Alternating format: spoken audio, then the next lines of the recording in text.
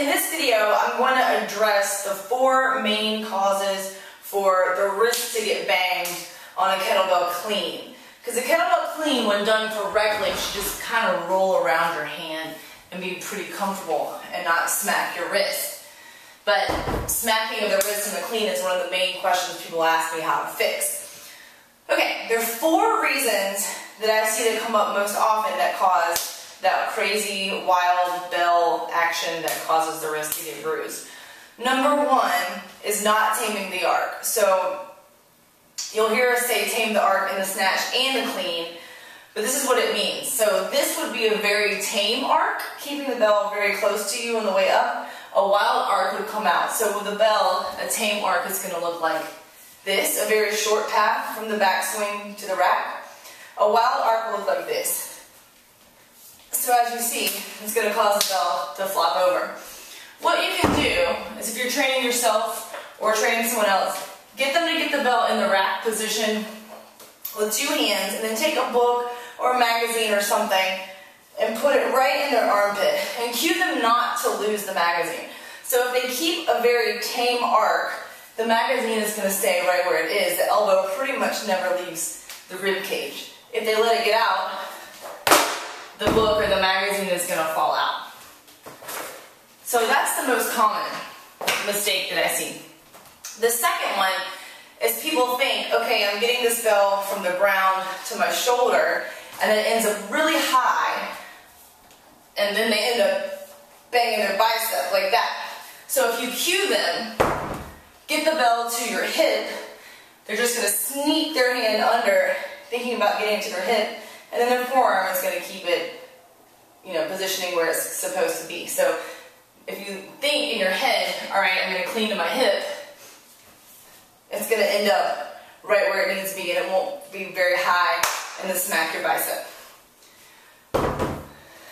Number 3 and 4 are really just mental cues. So if someone's switching from a barbell clean is going to come over, the wrist will bend, and it will come over the hands. A kettlebell clean is nothing like a barbell clean. I really wish we didn't name them the same thing because they're nothing alike. So a barbell clean is going to flop right over. A kettlebell clean is going to scoop under. So cue them to, or if you're training yourself, cue yourself to think about zipping up a hoodie and then getting your hand underneath it. So if someone's trying to move from a barbell clean to a kettlebell clean and thinking of it as the same exercise, their cleans will probably look something like this. So you see, ow, that hurt. Bent wrist, comes over, smacks the biceps, smacks the ribs. I'm going to have a bruise tomorrow. But if they think about hiking it back and then zipping up the hoodie and then sneaking the hand under, it's going to just kind of roll around and be kind of beautiful. So that is what it should look like. Alright, tip number 4. We're packing a lot into this episode. So tip number 4 is simply don't hold it so hard or so tight. If someone is death gripping a bell because they're afraid of it or because they think they're supposed to, it could be a beautiful clean, but with a death grip, it's going to cause it to flop over. So you can even open your hand at the top of the clean, wiggle your fingers. So it's a very loose grip in the clean. Okay, so those are my 4 tips. Number 1, tame the arc and use the magazine if you need to. Number 2, think about getting it to the hip instead of thinking about getting it to the shoulder. Number 3, it's not a barbell clean, so it doesn't travel over and back. It travels around and then you scoop.